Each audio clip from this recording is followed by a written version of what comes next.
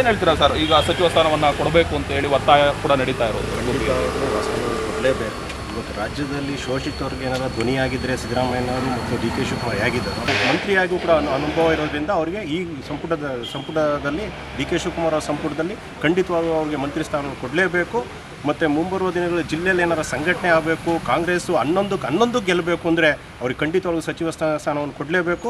ಮುಂಬರುವ ದಿನಗಳಲ್ಲಿ ಯಾವುದೇ ಒಂದು ಚುನಾವಣೆ ನಡೆದರೂ ವಾಸಂಡವರ ನೇತೃತ್ವ ಮತ್ತು ಜಿಲ್ಲಾ ಮುಖಂಡರ ನೇತೃತ್ವದಲ್ಲಿ ನಡೆದರೆ ಖಂಡಿತವಾಗ್ಲೂ 11 ಸೀಟ್ಗಳನ್ನು ನಾವು ಗೆದ್ದು ಮುಂದೆ ಡಿ ಕೆ ಶಿವಕುಮಾರ್ ಕೈ ಬಲಪಡಿಸಲು ಹೆಚ್ಚಿನ ಶಾಸಕರಾದಂತಹ ಶ್ರೀನಿವಾಸ್ ಅವರಿಗೆ ಸಚಿವ ಸ್ಥಾನವನ್ನು ಕೊಟ್ಟರೆ ಖಂಡಿತವಾಗ್ಲೂ ಅನುಕೂಲವಾಗುತ್ತೆ ಎನ್ನುವ ಮಾತನ್ನು ಹೇಳ್ತಾ ಇದ್ದಾರೆ. ಸೊ ನಮ್ಮ ಜೊತೆ ಇನ್ನೊಬ್ಬರು ಮುಖಂಡರು ಹೋಗ್ತಾ ಇದ್ದಾರೆ. ಸರ್ ನಮಸ್ಕಾರ.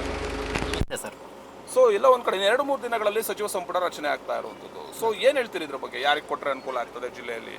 ಖಂಡಿತವಾಗಲೂ ನಮ್ಮ ಜಿಲ್ಲೆಯಲ್ಲಿ ಸನ್ಮಾನ್ಯ ಎಸ್ ಆರ್ ಶ್ರೀನಿವಾಸರವರಿಗೆ ನಮ್ಮೆಲ್ಲ ಕಾರ್ಯಕರ್ತರ ಬಯಕೆಯಿಂದ ಅವರು ಮಿನಿಸ್ಟರ್ ಆದರೆ ಭಾಳ ನಮ್ಮ ಜಿಲ್ಲೆಗಲ್ಲ ಇಡೀ ನಮ್ಮ ದಕ್ಷಿಣ ಕರ್ನಾಟಕಕ್ಕೆ ಕಾಂಗ್ರೆಸ್ ಪಕ್ಷವನ್ನು ಬಲಪಡಿಸಲು ಭಾಳ ಅನುಕೂಲ ಆಗುತ್ತೆ.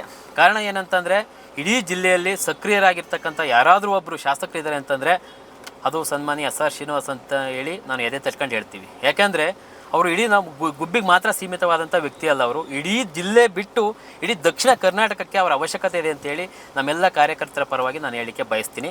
ಕಾರಣ ಅವರು ಬೆಳಿಗ್ಗೆದ್ರು ಮಾಡ್ತಕ್ಕಂಥ ಜನಸ್ಪಂದನ ಇದೆಯಲ್ಲ, ಇಡೀ ನಮ್ಮ ಕರ್ನಾಟಕಕ್ಕೆ ಮಾದರಿಯಾಗಿದೆ. ನಮ್ಮ ತಾಲೂಕಲ್ಲೇ ಬೇರೆ ತಾಲೂಕಿನಿಂದ ಬರ್ತಕ್ಕಂಥ ಎಲ್ಲ ಪ್ರಜೆಗಳ ಸಮಸ್ಯೆಗಳನ್ನು ಆಲಿಸಿ ಅವರಿಗೆ ಪರಿಹಾರವನ್ನು ಕೊಡ್ತಕ್ಕಂಥ ಏಕೈಕ ಶಾಸಕ ಶ್ರೀ ಎಸ್ ಆರ್ ಶ್ರೀನಿವಾಸರವರು.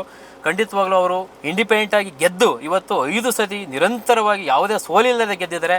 ಹಾಗಾಗಿ ಆ ಎಲ್ಲರ ಕಾರ್ಯಕರ್ತರ ಬಯಕೆಯಿಂದಾಗಿ ಅವರನ್ನು ಮಿನಿಸ್ಟರ್ ಮಾಡಬೇಕು ಅಂತೇಳಿ ನಾನು ಕಾಂಗ್ರೆಸ್ ಪಕ್ಷಕ್ಕೆ ಹೃತ್ಪೂರ್ವಕವಾದಂಥ ಮನವಿಯನ್ನು ಮಾಡ್ತಾಯಿದ್ದೆ. ನಮ್ಮೆಲ್ಲ ಕಾರ್ಯಕರ್ತರ ಪರವಾಗಿ ಮನವಿಯನ್ನು ಮಾಡ್ತಾಯಿದ್ವಿ.